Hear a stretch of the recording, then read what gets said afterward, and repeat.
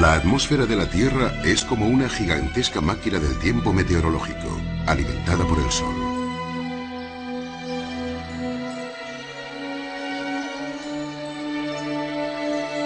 El aire caliente se eleva y se desplaza hacia los polos. La reacción es que el aire frío del Ártico, pegado al suelo, desciende hacia el Ecuador. Cuando estas dos masas de aire colisionan sobre América del Norte, se genera el tiempo más violento del planeta.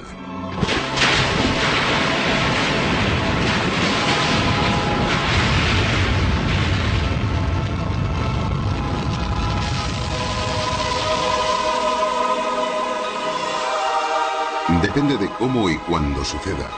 La situación afecta profundamente a todos.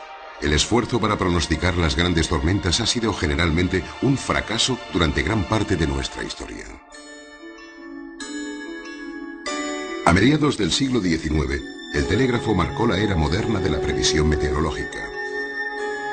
Se recopilaban los datos con rapidez y expertos en Washington los analizaban. Sin embargo, el 11 de marzo de 1888, el Servicio Meteorológico pronosticó en su boletín un tiempo de bonanza y se equivocó trágicamente. Al día siguiente, los americanos se levantaron con la Gran Nevada del 88. Todo el nordeste sufrió nevadas intensas y vientos muy fuertes. Los trenes chocaron o simplemente se congelaron. Miles de pasajeros quedaron atrapados en los vagones sin calefacción. Murieron más de 400 personas, muchas congeladas al ir y venir del trabajo. En palabras de un reportero, se levantaban grandes montones de nieve, como gigantescas tumbas árticas. Aquel gran huracán blanco, pues así se lo llamó, lo describió la National Geographic en el primer artículo de su primer número.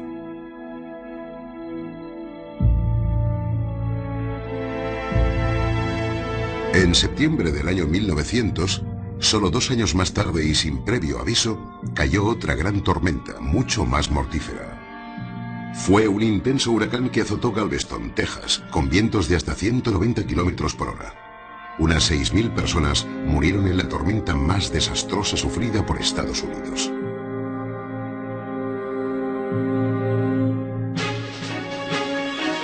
Debido en parte a estas tragedias, el Servicio Meteorológico disponía ya hacia los años 30 de una red de observadores por toda la nación.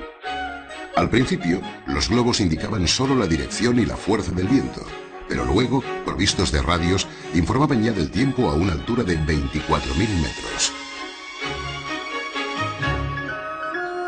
En 1950 se emplearon los primeros ordenadores para simular el tiempo. Eran prometedores, pero lentos. Se tardaba un día entero en obtener una previsión de 24 horas. El mayor éxito se ha conseguido con los satélites. Gracias a ellos, se conectan entre sí las estaciones meteorológicas de todo el mundo.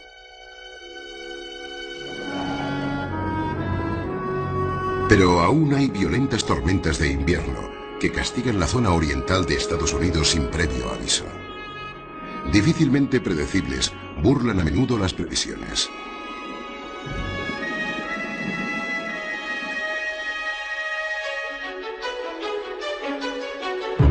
Hoy, satélites tecnológicamente avanzados mantienen una observación constante y una vasta red de boyas meteorológicas vigilan las condiciones en el mar. La aviación comercial notifica unas 30.000 observaciones cada día. Pero la base de la información sigue siendo la proporcionada por los globos meteorológicos. En todo el mundo, 700 radiosondas son lanzadas al mismo tiempo 2 veces al día. Esta ingente cantidad de datos meteorológicos ha mejorado la predicción, pero saber interpretarlos correctamente continúa siendo un reto. Los pronósticos se preparan aquí, en el Centro Nacional para la Predicción del Tiempo en Washington. Los ordenadores procesan los datos, analizando la información en mucho menos tiempo del que el hombre emplearía. Pero a veces, los ordenadores dan previsiones confusas. A principios de marzo de 1993, predijeron una tormenta de intensidad sin precedentes a días vista. Costaba creer el grave pronóstico, pero era imposible ignorarlo.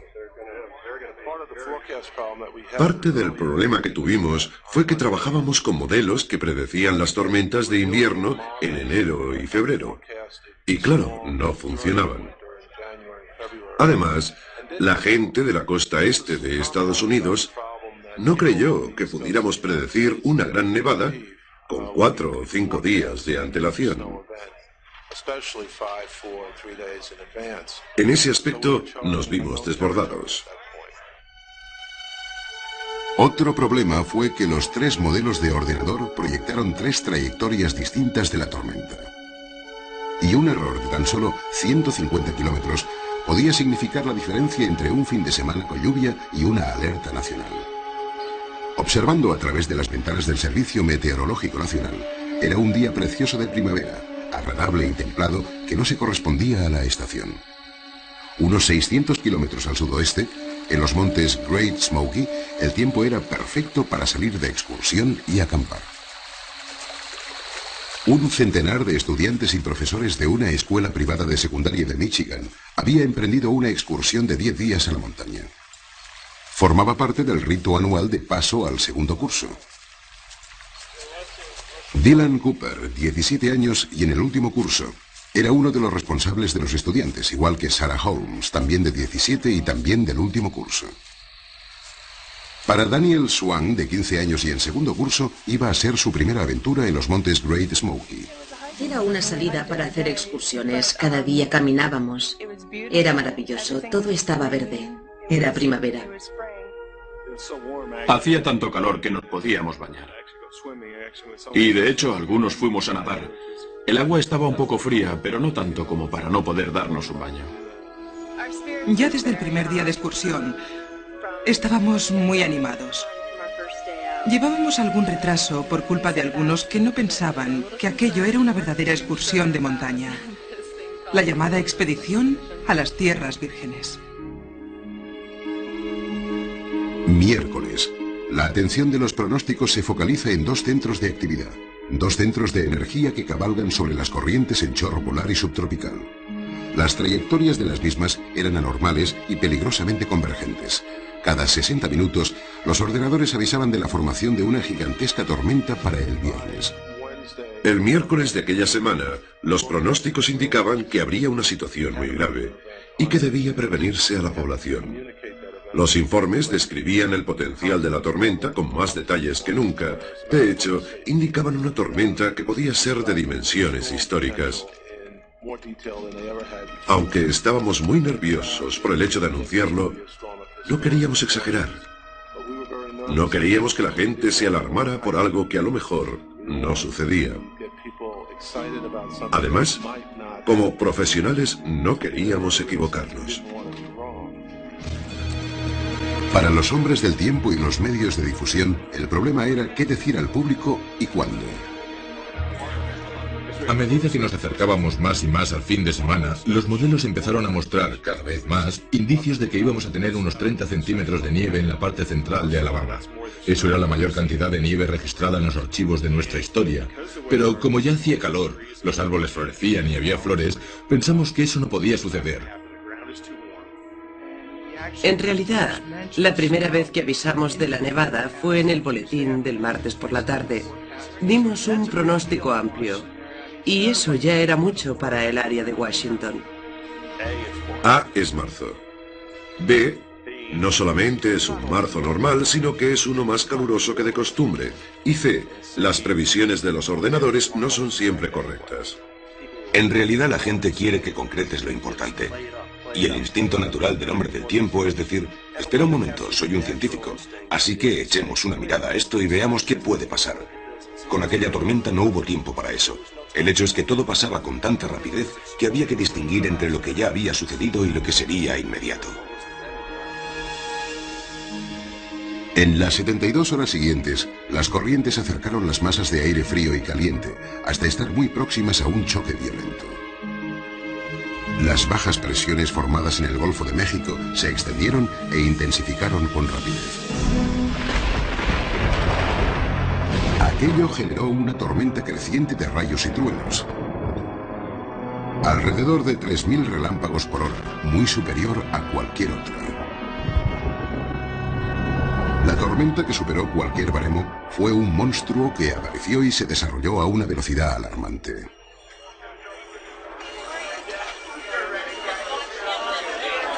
Supuso un momento de confusión para una profesión que suele ser tranquila e intelectual.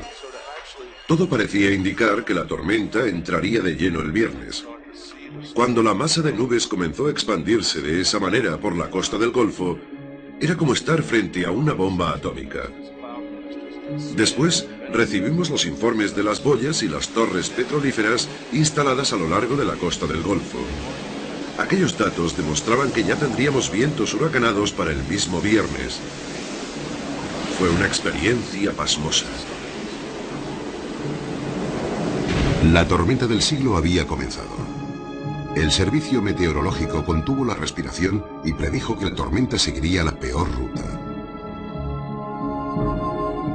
Boletín informativo. El Servicio Meteorológico Nacional en Nueva York pronostica un temporal de nieve para el sábado, al norte de Nueva Jersey y al sudeste de Nueva York, incluido Long Island. Una importante tormenta invernal originada en el sudeste afectará severamente el clima de toda la costa atlántica el sábado y el domingo.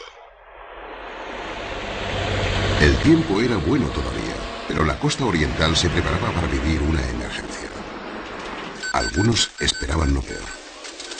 Preocupados y un tanto desconcertados, compraban y almacenaban comida y otras provisiones.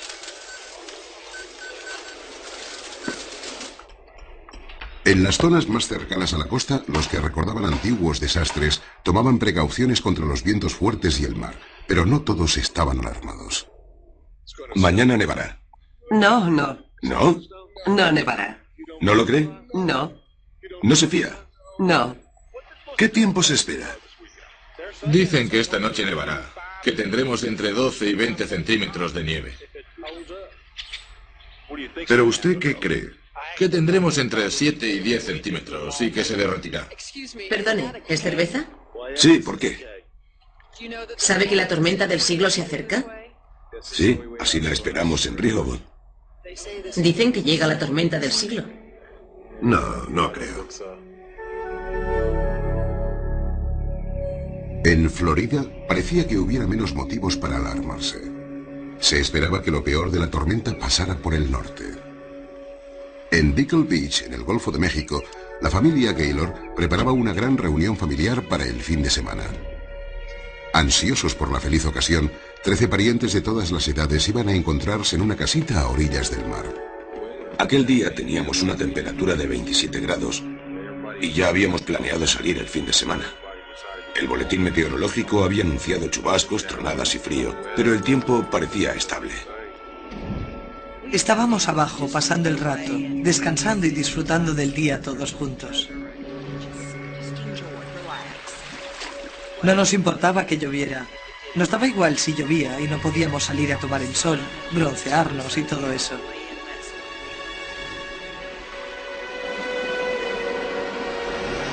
Al norte, en los montes Great Smoky, Jason Hawke, jefe de los Rangers, recibió un boletín meteorológico.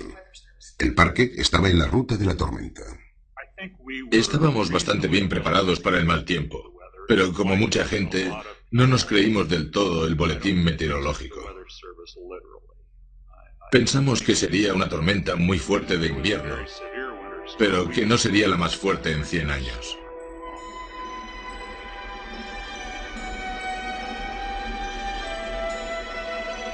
Empezó suave y luego comenzó a caer agua-nieve por gran parte del sur. Para mucha gente del interior, que no había oído los avisos, fue una sorpresa agradable. A primera hora de la tarde del viernes, empezó a nevar. Dios mío, no sé, serían las 3 o algo así. Y nevaba con mucha intensidad. Pero no nos preocupamos porque que nieve en los montes Great Smoky en marzo no es extraño. Estábamos contentos de que no lloviera. Era nieve. Ya sabes, la lluvia lo empapa todo. En cambio, la nieve te la puedes quitar de encima. No estábamos preocupados. El miércoles era cuando yo había llegado. Ni siquiera había señales de tormenta. Nos pilló desprevenidos. Pasamos todo el viernes caminando por la montaña. Y no volvimos al campamento hasta bien tarde. Nos metimos en la tienda y a dormir.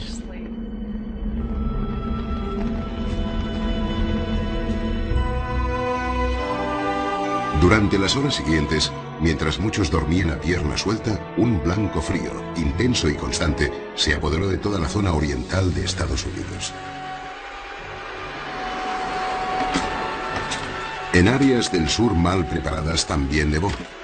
Soplaron vientos huracanados y las temperaturas bajaron de golpe unos 15 grados.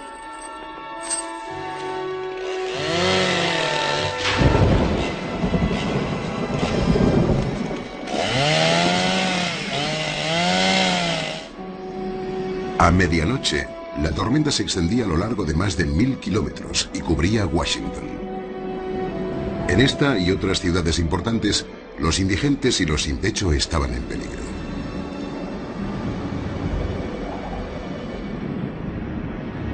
Nueva York, 105 años después de la terrible ventisca que en 1888 se cobró 200 vidas. La tormenta del siglo XX no castigará tan fuerte la ciudad, y hay muchos avisos. Otros lugares no son tan afortunados. En Florida, la tormenta se intensifica a un ritmo imprevisto por los meteorólogos.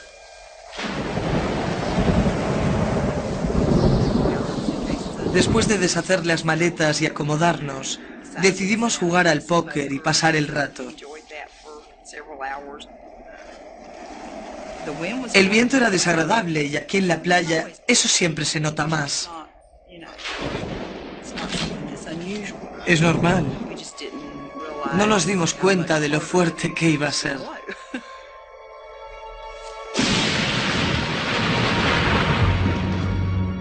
El frente de la tormenta, bastante peor de lo anunciado, entra por Florida y castiga el este. Los hombres del tiempo se dan cuenta ahora de que lo que viene puede llegar a ser mucho peor. Boletín informativo. Aviso de tornado del Servicio Meteorológico Nacional a las 10:30 de la noche. El Servicio Meteorológico Nacional ha dado un aviso de tornado que es válido hasta las 4:30 de la madrugada. En Tampa, Steve Judelson, hombre del tiempo de la televisión, se siente como si contemplara la destrucción de un tren a cámara lenta. Ve lo que está pasando, pero no puede hacer nada por impedirlo. Una serie de tormentas sacudía el Golfo y todos los avisos eran de tornados. El problema fue la hora, eran más de las 11. Las emisiones nocturnas ya estaban programadas, la mayoría eran de música. ¿Y cómo podíamos pasar este mensaje? Lo que quiero decir es que no podíamos ir aporreando las puertas de las casas y decir, ¡hey, que vienen las tormentas! Así que permanecimos en el aire, informando todo lo que pudimos. Ahora la tormenta está aquí, ahora la zona de peligro es esta y han de tener cuidado. En el centro de Florida, en un pequeño camping para caravanas, Katrina Donaldson recibe la llamada de una amiga a última hora de la tarde. Me llamó una amiga y me dijo que venía una gran tormenta, pero no sabíamos que iba a ser tan fuerte. La lluvia hacía mucho ruido. Me levanté. Recuerdo que serían las 11, más o menos. S-13 Ocala. A causa de las inclemencias del tiempo, mantengan los depósitos de los vehículos llenos y no circulen. Hay aviso de tornados en la zona. 10:26. Debían de ser las 11. Estaba de patrulla por esta zona. Aparqué el coche debajo de la marquesina de la gasolinera de la BP y esperé instrucciones. Fue cuando el coche empezó a moverse. Mi primera impresión fue que alguien se había puesto detrás y me gastaba una broma, levantándolo y dejándolo caer. Entonces miré por el retrovisor, pero no había nadie. El viento estaba arreciando, así que salí del coche lo más rápido que pude y me metí dentro de la gasolinera. Se veían chispas por todos sitios, saltaban de los cables eléctricos. Algunos postes se habían caído y de los cables que había en el suelo saltaban chispas azules. Era como un relampagueo continuo. La cama temblaba. Oí como si un tren entrara por la ventana.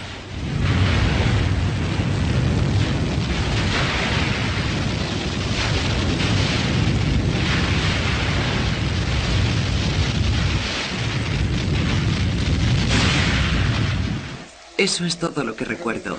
La caravana traqueteaba, pero creí que estaba atontada, que algo me había golpeado la cabeza, y cuando me di cuenta ya estaba fuera. Pensé que mi casa estaba volando por los aires y que todo el mundo había muerto.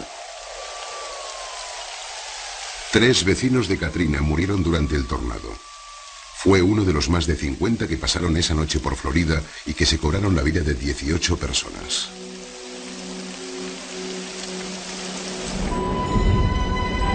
En los montes Great Smoky, la incesante nieve iba construyendo silenciosamente una cárcel alrededor de los estudiantes, mientras estos dormían. Empezaron a preocuparse cuando oímos el crujido de unas ramas partiéndose. Salí arrastrándome. Me puse las botas y pisé la nieve sin darme cuenta de que había entre 30 y 60 centímetros. Era asombroso. Era como si estuviéramos en la luna. Repartidos en pequeños grupos, los estudiantes están ahora en un viaje de estudios a la época de las glaciaciones. A kilómetros de distancia, Daniel Swan y sus compañeros se dan cuenta de que su material de acampada no está preparado para afrontar esto. El chico que estaba a mi lado empezó a tiritar en medio de la noche. No podía contenerse. Se pasó toda la noche temblando. Y lo que era peor, otro chico más próximo a la pared de la tienda de campaña estaba tan helado que dejó de tiritar. Durante la noche, alguien se levantó un par de veces y quitó la nieve de la tienda.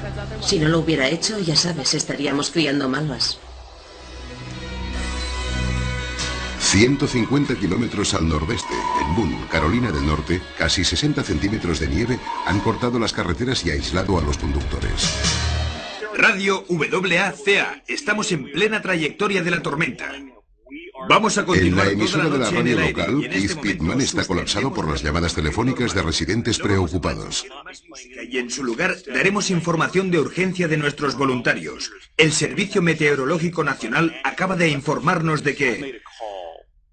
Lancé una llamada al aire a las 11, una llamada urgente. Dije, estoy solo en la emisora. Los 2 técnicos que tenían que venir han llamado diciendo que no tienen forma de llegar. Necesito ayuda. Si es usted de esta comunidad y vive por aquí, cerca de la emisora, sepa que necesito ayuda para atender el teléfono. En 15 minutos ya había 14 personas llamando a la puerta. A partir de ese momento, trabajaron por turnos durante 2 días y medio, atendiendo el teléfono y pasándome mensajes. Sin ellos, no hubiera podido sobrevivir. Intentan llevar estos generadores a casas donde son necesarios. Son personas que necesitan oxígeno, enfermos terminales que precisan desesperadamente la corriente y no la tienen. Ahora, en la costa del Golfo, los vientos del sur generan gigantescas olas. Son olas que, cuando se acerquen a la costa, se convertirán en muros altísimos. Son los efectos más feroces de la tormenta. Probablemente la fuerza más mortífera de la naturaleza. Muchas oficinas del Servicio Meteorológico de todo el estado se han quedado sin electricidad. No pueden continuar emitiendo boletines hasta que ya es demasiado tarde. El último parte meteorológico que oímos era que el mal tiempo iba a remitir, que las temperaturas andarían por los 0 grados y que la vigilancia del tornado terminaba. Serían las 3 o 3:30 de la madrugada. De repente, a las 5:30, la tormenta se intensificó aún más. Poco después nos quedamos sin corriente y fue cuando de verdad empezó a complicarse la cosa. El viento era verdaderamente horrible.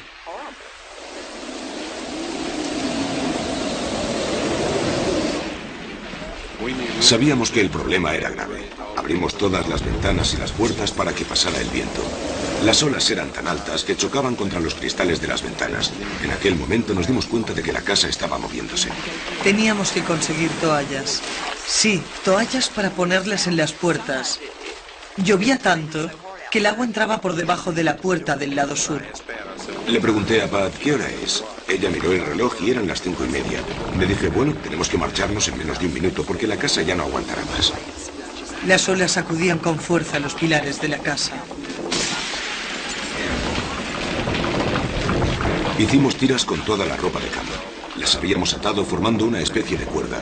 Nos las pusimos en los brazos para mantenernos todos juntos. Sabíamos que lo peor no había pasado, pero no teníamos ni idea de que iba a ser tan horrible. Recuerdo que saltamos hacia afuera y esperamos un poco, hasta que la casa empezó a hundirse en el agua. Fui el primero en saltar al agua. Teníamos que tirarnos todos a la vez, pero saltaras donde saltaras, era como hacerlo dentro de una lavadora.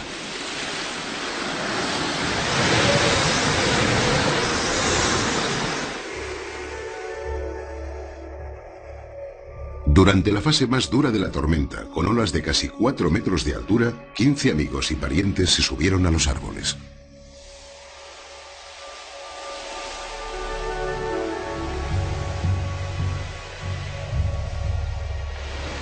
Recuerdo que no paraba de tragar agua.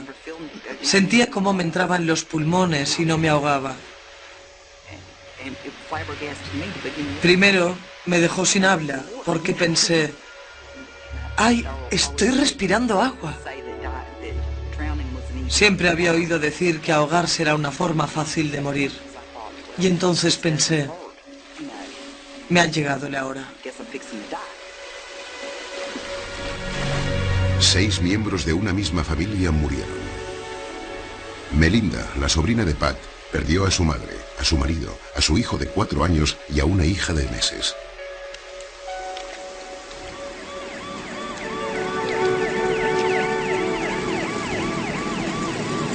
La fase más dura de la tormenta causó grandes pérdidas a lo largo de toda la península de Florida. En Carolina del Sur, los vientos huracanados y el mar enfurecido destruyeron rápidamente casas y muelles.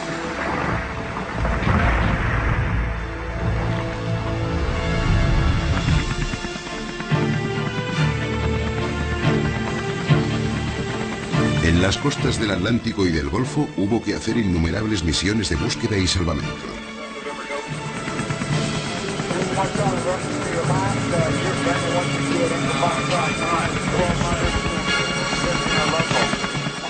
Pese a los avisos del servicio de guardacostas, hubo que rescatar a casi 200 marineros de las furiosas aguas y 48 personas se perdieron en el mar. El sábado por la mañana, los tenebrosos nubarrones de la tormenta cubrían casi toda la mitad oriental de Estados Unidos, desde Florida hasta Maine. Se había convertido en la mayor tormenta del siglo XX, unas 25 veces más potente que el huracán Andrew.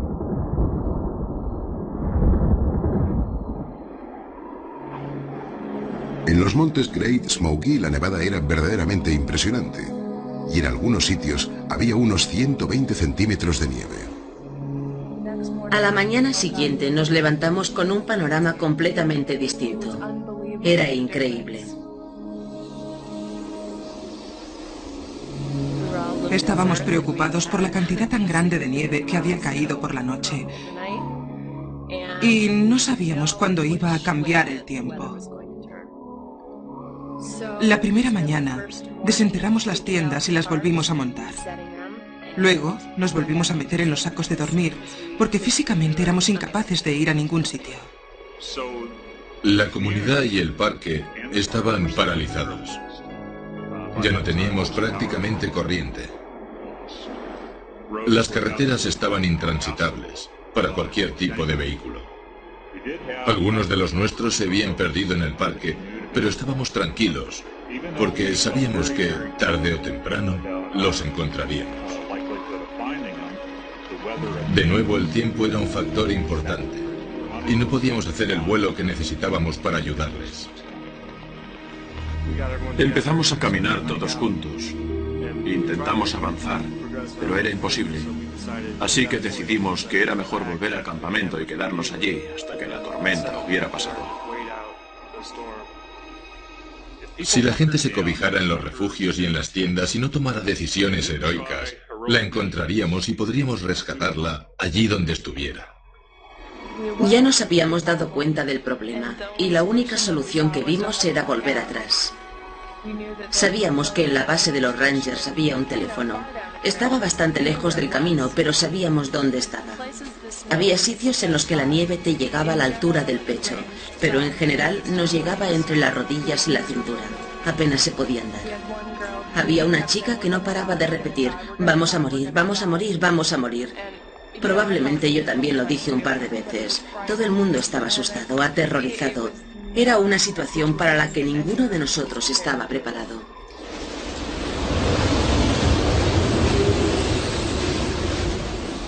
En Atlanta, las condiciones no eran mejores. La ciudad estaba desierta. Los pocos que salían a la calle se olvidaban pronto de lo que querían hacer y se encontraban simplemente luchando por sobrevivir.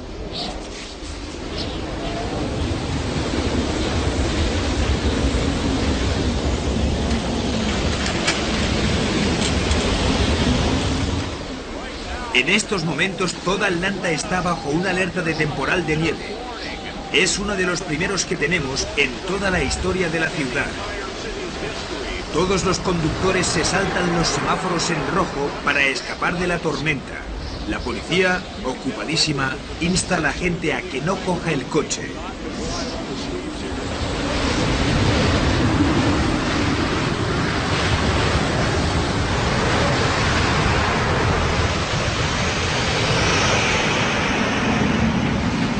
La presión atmosférica tan baja que acompaña a la tormenta es la causa de muchos partos prematuros. Este aumento de nacimientos no podía llegar en peor momento. 911. 911, ¿emergencia? Le mandamos a alguien. ¿Va a tener el bebé? ¿Va de parto? Vale, te mandamos a alguien, no cuelgues.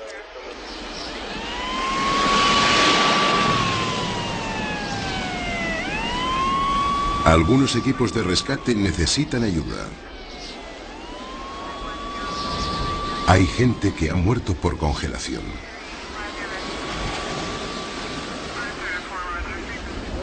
A primera hora de la mañana hemos visitado Conyers, Georgia, donde miles de personas se habían reunido para ver la aparición de la Virgen María. Peregrinos y católicos habían llegado a Conyers para observar el acontecimiento y querían permanecer hasta el final. La intensa tormenta, sin embargo, ha obligado a las autoridades locales a prevenir a los visitantes y rogar que volvieran a sus vehículos y regresaran a sus casas. Algunas de estas personas habían venido de lugares tan lejanos como Luisiana, Florida y Ohio.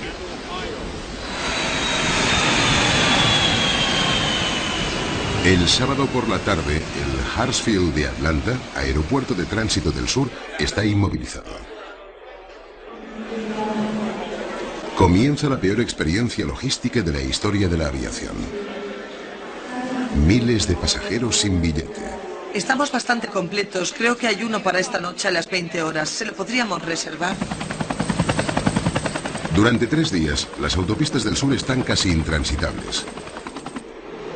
Por todas partes hay vehículos abandonados. La gente permanece en los restaurantes o en el lugar de trabajo. Incluso los hombres del tiempo se ven atrapados y no pueden regresar a sus hogares. Algunos apenas guardan nada en las oficinas.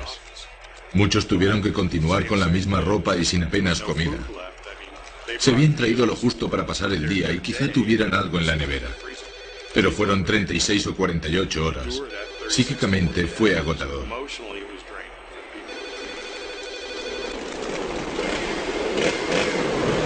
Las líneas eléctricas derribadas son más que un inconveniente.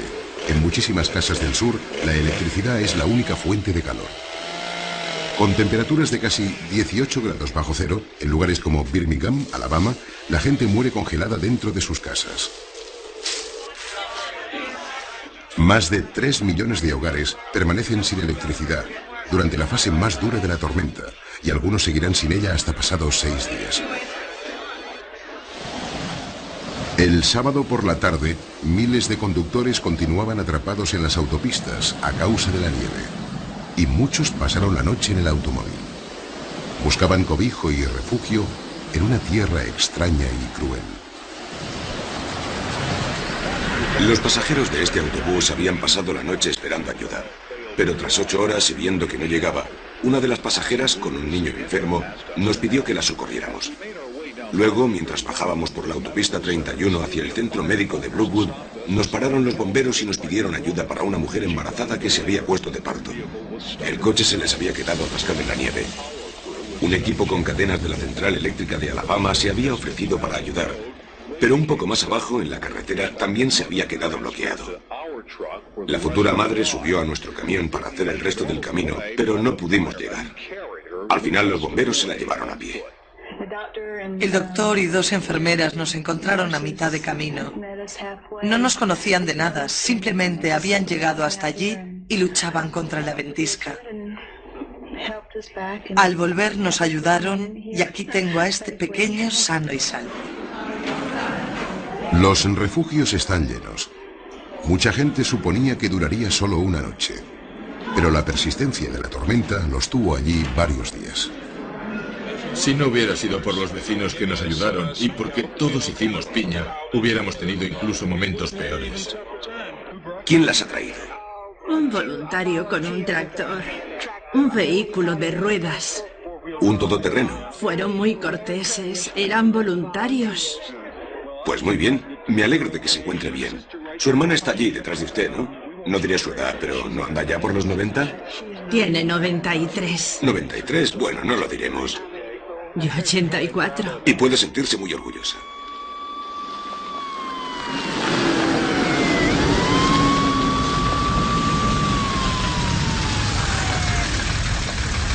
La gente tiene que encender fuego para calentarse y velas para alumbrarse.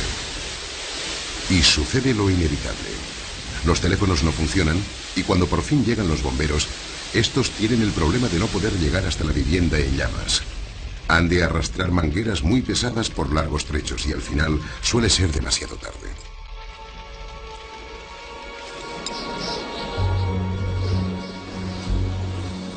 En los montes Great Smoky, el grupo de Daniel Swan prosigue el descenso peligroso de la montaña. Yo iba al final del grupo, con el señor Woodrow, que no estaba muy bien. Se caía cada 2 pasos. Era incapaz de seguir la marcha. Llamé al resto del grupo para que se parara, y solo uno lo hizo, mi amigo Rob. Tuvimos una pequeña charla, y me comentó que podría adelantarse y hacer que el resto del grupo se parara. Empezamos a caminar pensando que los demás estaban un poco más adelante, pero no. El pánico hace que no se pare nadie. Llegamos hasta donde pudimos y tuve que parar. El señor Woodruff y yo habíamos salido de la ladera de la montaña por nuestras propias fuerzas. Radio Noticias 88, solo noticias, todo el día, toda la noche. La tormenta se ha cobrado las vidas de 8 personas en el sur. Actualmente se extiende desde Carolina del Norte y del Sur y ha inundado las costas de Nueva Inglaterra y destrozado las playas con ráfagas de vientos huracanados. En nuestra zona, los aeropuertos están cerrados. La capital de la nación no está mucho mejor que las ciudades del sur. Quienes se aventuran a salir encuentran las calles en pésimo estado. Para los conductores no habituados a estas condiciones, este es un mundo nuevo.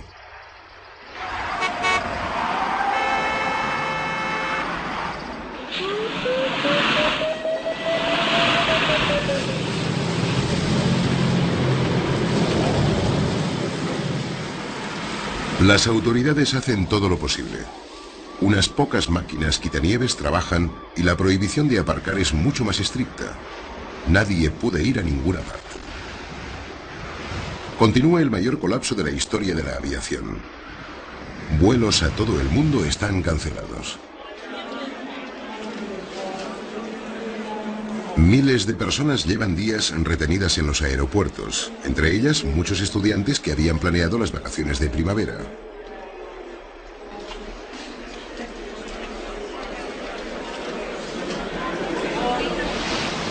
En Nueva York, la nevada no es tan intensa, pero el viento que sopla a más de 110 km por hora ocasiona problemas. La noche anterior, la temperatura había llegado a los 10 grados bajo cero. Se comprueba con sorpresa que los rascacielos de la ciudad son vulnerables. La fuerza del viento huracanado revienta las ventanas. Una lluvia de cristales rotos y trozos de metal cae a la calle.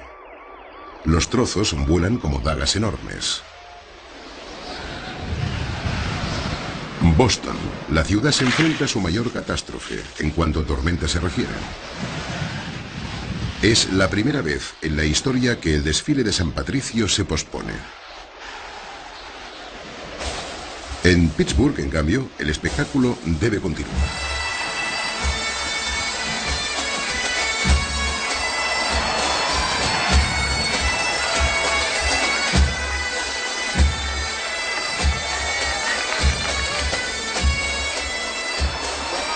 No, así es la vida. Eso es. Así es. Por nada nos perderíamos el desfile de San Patricio. Por nada.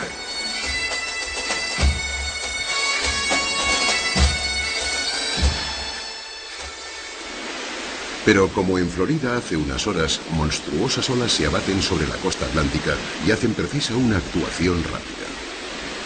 Ahora vivimos en la playa, en Dewey Beach, pero acaban de dar la orden de evacuación forzosa en toda la línea costera. Creen que la tormenta se intensificará por esta zona y por eso han empezado por allí.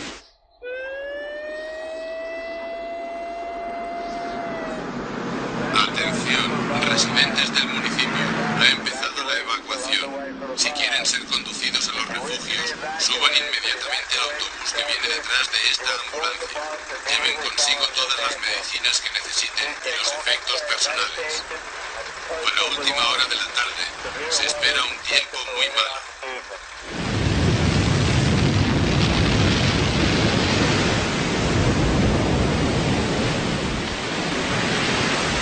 Miles y miles de personas de la costa este fueron evacuadas. En Long Island, el mar arrastró 18 casas. Finalmente, vientos favorables amainaron la tormenta y la costa atlántica pudo salvarse de una terrible devastación.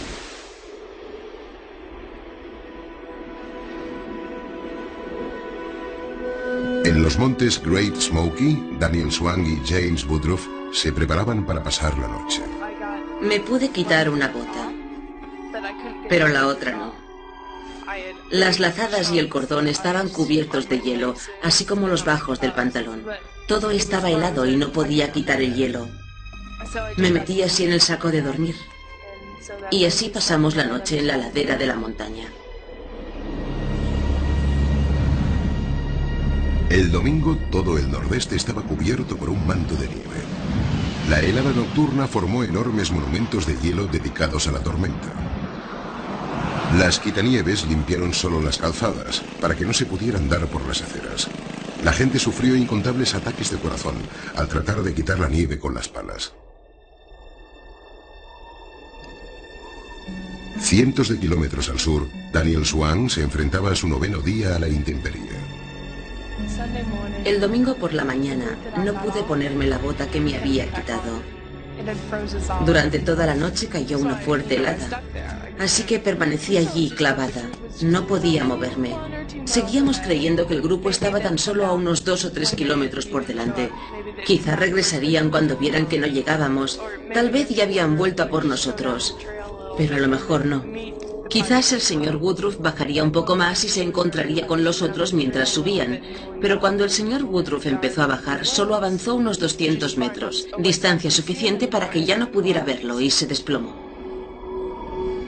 Aún tenía que pasar otra terrible noche para que el tiempo permitiera empezar la búsqueda de los estudiantes. El lunes por la mañana, la entidad, el Servicio de Emergencias de Tennessee y los Rangers del parque se reunieron y determinaron iniciar los intentos de rescate.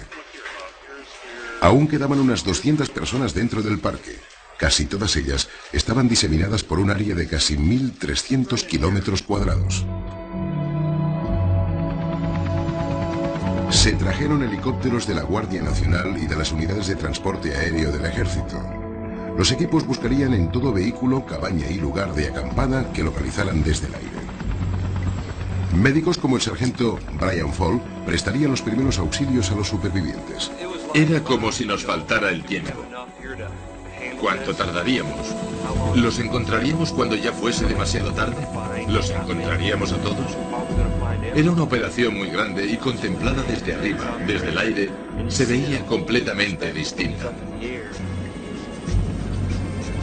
Para cubrir toda la zona, los helicópteros tenían que volar continuamente durante casi todo el día. Era una de las operaciones de búsqueda y rescate en tiempo de paz más grandes de toda la historia de Estados Unidos. Los grupos grandes eran los más fácilmente localizables, sobre todo los que se habían quedado cerca del campamento.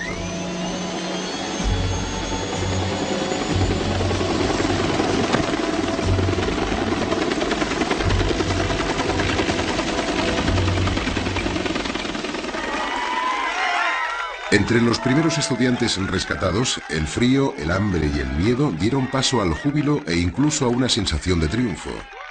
Pero el lunes por la tarde seguían perdidos casi todos. Los que estaban solos y las parejas fueron los más difíciles de encontrar.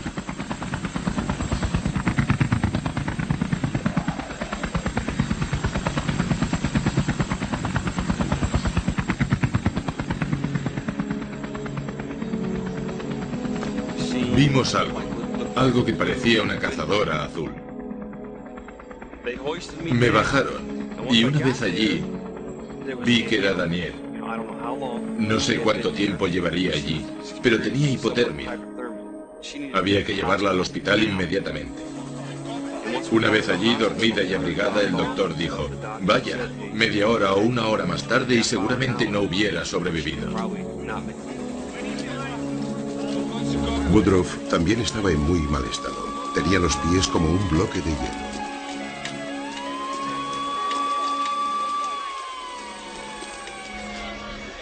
Pero la mayor parte de los estudiantes estaban bien, aunque agotados, con ligeros síntomas de congelación y bastante miedo. Mamá. Estoy asustada, mamá. Sí, ahora estoy bien. A pesar de todo lo que había sufrido, Daniel Swan hacía gala de una gran entereza. Ahora probablemente perderé las puntas de los dedos de los pies. Del pie derecho. Bueno, a lo mejor algunos nervios de las manos y de los pies. Pero por lo demás, no está mal. Tienes un estado de ánimo increíble, considerando lo que has pasado y a lo que te tienes que enfrentar. Despejar y limpiar toda la zona oriental fue una tarea de titanes. Todas las ciudades importantes tenían capas de nieve que estaban más cerca del metro que del palmo. Fue asombrosa la cantidad de nieve que había caído del cielo. Derretida, habría sido agua suficiente como para anegar todo el estado de Nueva York con una capa de 30 centímetros. Pero pronto los americanos comenzaron de nuevo su vida normal. La colosal tormenta había dejado un recuerdo vivo y unos 270 muertos, 3 veces más que los huracanes Hugo y Andrew juntos. Las pérdidas económicas se midieron en miles de millones de dólares y podría haber sido peor. Tras la catástrofe, los hombres del tiempo se sentían orgullosos y a la vez humildes. Con tormentas como esta, la tormenta del siglo, creo que hemos de tener cuidado. No podemos sentirnos tan complacidos como los científicos. Tenemos mucho que explicar. Aunque acertemos en los pronósticos, lo que no podemos es evitar que se produzca. Si lo hubiéramos controlado, los meteorólogos habrían ganado más dinero que los deportistas profesionales. No disponemos de un registro histórico tan largo en climatología. Puede haber otra tormenta más extraordinaria y peor que esta. Solo hemos comenzado a comprender cómo funciona la atmósfera. Falta tiempo, mucho tiempo, para que podamos anticiparnos a una tormenta como esta. Reconocemos que la predicción de esta gran tormenta no fue perfecta, que tuvimos problemas en Florida. Pero si observas la previsión globalmente, ves que alcanzamos un nivel de credibilidad que no habíamos tenido nunca antes y que no hemos perdido desde esa previsión en concreto. La gente reaccionó basándose en nuestra previsión y sigue haciéndolo, y ese es el futuro. Ese es nuestro reto. A pesar de su furia, la tormenta del siglo aportó a la ciencia de la predicción avances significativos. La revolución de los ordenadores para la previsión del tiempo acaba de empezar. Quizás muy pronto, los expertos en el tiempo podrán darse un paseo virtual por el núcleo de un sistema de tormentas.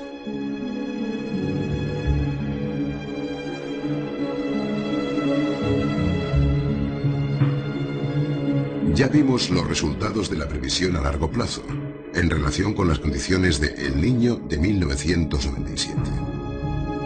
Las imágenes infrarrojas de los satélites indicaron el calentamiento de la superficie oceánica.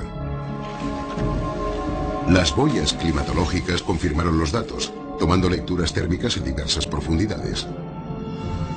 Por último, los ordenadores generaron sorprendentes imágenes gráficas de los puntos calientes del océano.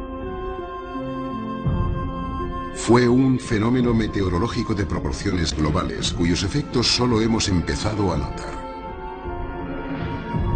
Las famélicas crías de leones marinos en California, los pavorosos incendios en Australia y el sudeste asiático causados por las perniciosas sequías, y la dureza del tiempo meteorológico, hasta ahora quizás impredecible, con los tremendos huracanes del Pacífico en América.